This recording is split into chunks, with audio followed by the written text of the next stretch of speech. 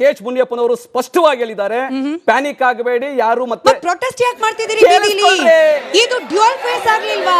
ಇದು dual face ಆಗ್ಲಿಲ್ವಾ Nataraj ಗೌಡ್ರೆ? ಒಂದ್ ಕಡೆ ಸ್ಟೋರೇಜ್ ಇದೆ, ಮತ್ತೊಂದ್ ಕಡೆಯಲ್ಲಿ ಪ್ರೊಟೆಸ್ಟ್. ಇದು ಅಲ್ಲ, ಎರಡೆರಡು ಮುಖ ಆಗ್ಲಿಲ್ವಾ? ನನಗೆ ಮಾತಾಡಕ್ಕೆ ಅವಕಾಶ ಕೊಡಿ ಸ್ಮಿತಾ ಅವರೇ. ನಿಮಗೆ ಮೂರು ಸಲ ಇದೇ ಪ್ರಶ್ನೆ ಕೇಳಿದ್ರೆ ಮೂರು ಸಲ ಇದೇ ಹೇಳ್ತೀವಿ. ಒಂದು, ಸರ್ಕಾರ, ರಾಜ್ಯ ಸರ್ಕಾರ ಕೆಲಸ ಮಾಡ್ತಾ ಇದೆ. ಎರಡನೇದೇನಂದ್ರೆ ಕೇಂದ್ರ ಸರ್ಕಾರದ ವೈಫಲ್ಯ ಇದೆಯಲ್ಲ. 21 ದಿನದಿಂದ 25 ದಿನಕ್ಕಾಗಿದೆ ನಗರ ಪ್ರದೇಶದಲ್ಲಿ, ಗ್ರಾಮೀಣ ಪ್ರದೇಶದಲ್ಲಿ 45 ದಿನ ಬೇಕಾಗ್ತದೆ ಒಂದು ಸಿಲಿಂಡರ್ ಕೊಡೋದು ಅಷ್ಟಕ್ಕೆ ಅಂತ ಹೇಳಿದ್ದಾರೆ. ಇದು ಎರಡನೇದು ಬೆಲೆ ಏರಿಕೆ. ಮೂರನೇದು ಮುಂದೆ ಶಾರ್ಟೇಜ್ ಆಗತ್ತೆ. ಇನ್ನು 15 ದಿನ 20 ದಿನ ಆದ್ಮೇಲೆ ಯುದ್ಧ ಮುಂದುವರೆದ್ರೆ ಶಾರ್ಟೇಜ್ ಆಗತ್ತೆ. ಅದಕ್ಕಾಗಿ ಕೇಂದ್ರ ಸರ್ಕಾರದ ವೈಫಲ್ಯ, ಮೋದಿಯ ವೈಫಲ್ಯ, ಅವರು ಪಲಾಯನ, ಪಾರ್ಲಿಮೆಂಟ್ಗೆ ಉತ್ತರ ಕೊಡದಲ್ಲೇ ಪಲಾಯನ ಮಾಡ್ತಾ ಇದ್ದಾರೆ. ಅವರ ನಿರ್ಧಾರಗಳು ಅಮೆರಿಕ ಮುಂದೆ ಶರಣಾಗತಿಯಾಗಿದೆ. ಅದಕ್ಕಾಗಿ ನಾವು ಪ್ರೊಟೆಸ್ಟ್ ಮಾಡ್ತಾ ಇದ್ದೀವಿ. ಮೋದಿ ಕೆಳಗಿಳಿಲಿ ಅಂತ ಪ್ರೊಟೆಸ್ಟ್ ಮಾಡ್ತಾ ಇದ್ದೀವಿ. ಅದರ ಪರಿಣಾಮ ಭಾರತದ ಮೇಲೆ ಆಗಿರಲಿಲ್ಲ ಅಂತ ಹೇಳಿ ನೀವು ಅದನ್ನ ನಾವು ವೀಕ್ಷಕರಿಗೆ ಬಿಡ್ತಾ, ಚಿತ್ತಾಲಿ ಸರ್, ಇದೀಗ ಒಂದು ಡೆಮೋಕ್ರೆಟಿಕ್ ಸೆಟಪ್ ಇರ್ತಕ್ಕಂಥ ಭಾರತದಂತಹ ದೇಶದಲ್ಲಿ ಕ್ರೈಸಿಸ್ ಮ್ಯಾನೇಜ್ಮೆಂಟ್ ಅನ್ನೋದು ಕೇವಲ ಆಡಳಿತಾರೂಢ ಪಕ್ಷದ ಜವಾಬ್ದಾರಿ ಮಾತ್ರ ಆಗಿರುತ್ತಾ? ವಿರೋಧ ಪಕ್ಷಗಳಿಂದ ಜನರು ಸಜೆಷನ್ ಕೊಡ್ಲಿ, ಆಗಿರುವ ಎಡವಟ್ಟುಗಳಿಗೆ ಅಥವಾ ಆಗ್ತಾ ಇರುವ ತೊಂದರೆಗಳಿಗೆ ಒಂದಷ್ಟು ಸಲಹೆ ಸೂಚನೆಯನ್ನ ಕೊಟ್ಟು ದೇಶದ ಜನರು ಪ್ಯಾನಿಕ್ ಆಗದೆ ಇರೋ ರೀತಿಯಲ್ಲಿ ನೋಡ್ಕೊಳ್ಳೋ ಜವಾಬ್ದಾರಿಯನ್ನ ವಿರೋಧ ಪಕ್ಷಗಳು ಕೂಡ ಪ್ರದರ್ಶನ ಮಾಡಲಿ ಅಂತ ಹೇಳಿ ಬಯಸೋ ತಪ್ಪಾಗತ್ತಾ ಚಿತ್ತಾಲೆ ಸರ್? ಇಲ್ಲ, ಹಂಗೇನಿಲ್ಲ ನೋಡಿ. ಲಾಜಿಕಲ್ ಮತ್ತು ಕ್ಲಾರಿಟಿ ಇರುವ ಸಜೆಷನ್ಗಳು ಕೊಟ್ಟರೆ ಅದು ಸರ್ಕಾರ ಕೇಳಲೇಬೇಕಾಗ್ತದೆ. ಪಾರ್ಲಿಮೆಂಟ್ ಇರೋದು ಡೆಲಿಬ್ರೇಷನ್ ಮತ್ತು ಡಿಸ್ಕಷನ್ಗೆ. ದಿನ ಬೆಳಗಾದರೆ 11 ಗಂಟೆಗೆ ನಾವು ಬರ್ತೇವೆ, ಸಂಸತ್ TV ಓಪನ್ ಮಾಡ್ತೀವಿ. We thought that today Nirmala Sitharaman will give the statement, or Jaishankar will give the statement, or Hardeep Singh Puri will give the statement. ಆಮೇಲೆ ಅದರ ಮೇಲೆ LOPಗೆ ಮಾತಾಡ್ಲಿಕ್ಕೆ ಬಿಡ್ತಾರೆ. LOP 2 ಸ್ಟೇಟ್ಮೆಂಟನ್ನು ಕರೆಕ್ಟಾಗಿ ಮಾತಾಡ್ತಾರೆ. 3ನೇ ಸ್ಟೇಟ್ಮೆಂಟ್ಗೆ ಸಬ್ಜೆಕ್ಟನ್ನು ಡೈವರ್ಟ್ ಮಾಡ್ತಾರೆ. ಸಬ್ಜೆಕ್ಟನ್ನು ಡೈವರ್ಟ್ ಮಾಡಿದಾಗ ಡಿಸ್ಟರ್ಬ್ ಆಗ್ತದೆ. ಡಿಸ್ಟರ್ಬ್ ಆದಾಗ ಸಜೆಷನನ್ನು ಹೆಂಗೆ ತಗೋಬೇಕು, ಯಾರ ಕಡೆಯಿಂದ ತಗೋಬೇಕು, ಮತ್ತು ಅದು ತೋಳಲಿಕ್ಕೆ ಫ್ಲೋರ್ ಯಾವುದು? ಫ್ಲೋರ್ ಲೋಕಸಭಾ ರಾಜ್ಯಸಭಾ ತಾನೇ. ಹಾಗೆ ಕರ್ನಾಟಕ ವಿಧಾನಸಭಾ ವಿಧಾನ ಪರಿಷತ್ ಇದೆ. ಅಲ್ಲಿ ನೀವು ಡಿಸ್ಕಷನ್ಗೆ ಬಿಡ್ತಾ ಇಲ್ಲ, ಡೆಲಿಬ್ರೇಷನ್ಗೆ ಬಿಡ್ತಾ ಇಲ್ಲ. ಇದು ನಟರಾಜ್ ಗೌಡ್ ಹೇಳಬೇಕು, ಯಾರ್ದು ತಪ್ಪು? ಇದು ಮೈಕ್ ಆಫ್ ಮಾಡ್ತಾರೆ. ಅದು ನಮ್ಮಲ್ಲಿ ಅಲ್ಲ, LOP ಬರ್ಕೊಂಡು ಬಿಡ್ಬೇಕು ಕೇಂದ್ರ ಸರ್ಕಾರ. ಮೈಕ್ ಆಫ್ ಮಾಡೋದು ಸ್ಪೀಕರ್ ಕೈ ಇಲ್ಲ. ಪದೇ ಪದೇ ಹೇಳಿದ್ದಾರೆ. ಇಲ್ಲಿಂದ ನನ್ನ ಮೇಲೆ ಅಪೋಸಿಷನ್ ಆಗಬಹುದು, ಪರವಾಗಿಲ್ಲ. ದೇಶವನ್ನ ನೀವು ಕುಗ್ಗಿಸಲಿಕ್ಕೆ ಮೋದಿ ದೇಶ ಅಲ್ಲ. ಮೋದಿ ದೇಶ ಅಲ್ಲ. ಮೋದಿ ದೇಶ ಅಷ್ಟೇ. ಮೋದಿ ಪ್ರಶ್ನೆ ಮಾಡ್ದಂಗಲ್ಲ. ಮೋದಿ ಮಾತ್ರ ಪ್ರಶ್ನೆ ಮಾಡ್ತಾ ಇರೋದು ಉದ್ದೇಶನಲ್ಲ. ದೇಶಕ್ಕೆ ನಾವಿದ್ದೀವಿ.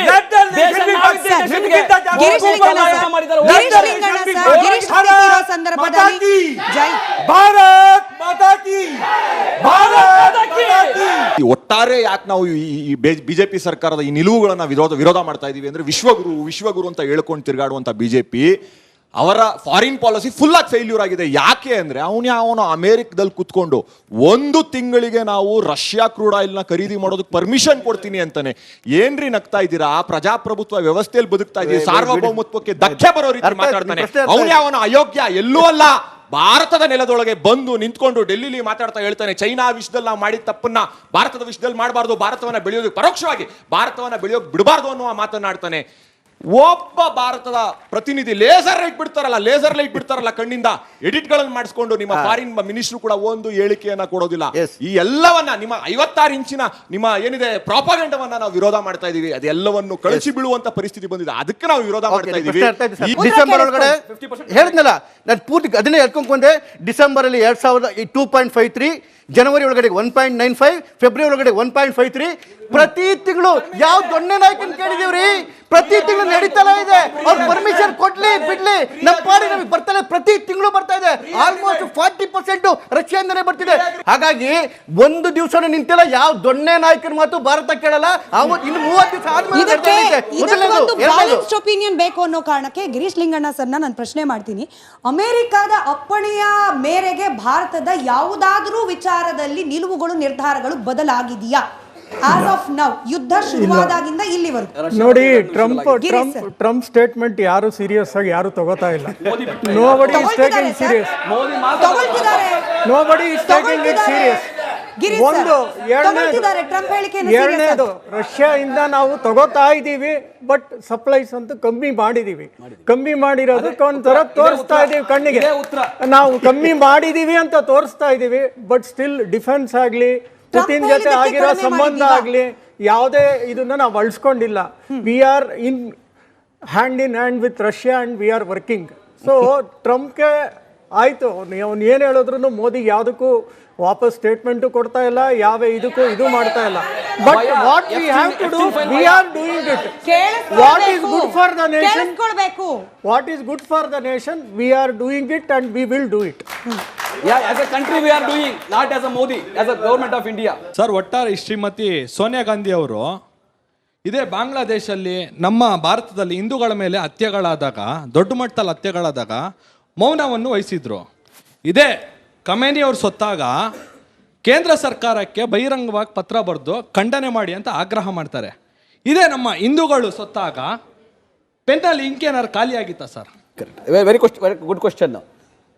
ಬಾಂಗ್ಲಾದೇಶದಲ್ಲಿ ಹಿಂದೂಗಳು ಅಲ್ಪಸಂಖ್ಯಾತರ ಮೇಲೆ ದೌರ್ಜನ್ಯ ಆದಾಗ, ಹತ್ಯೆಗಳಾದಾಗ, ಕೊಲೆಗಳಾದಾಗ ಭಾರತ ಸರ್ಕಾರವಾಗಿ ನೀವು ಕ್ರಮ ಜರುಗಿಸಿ ಅಂತ ಹೇಳಿ ಇದೇ ರಾಹುಲ್ ಗಾಂಧಿ ಅವರು ಸ್ಪಷ್ಟವಾಗಿ ಹೇಳಿದ್ದಾರೆ.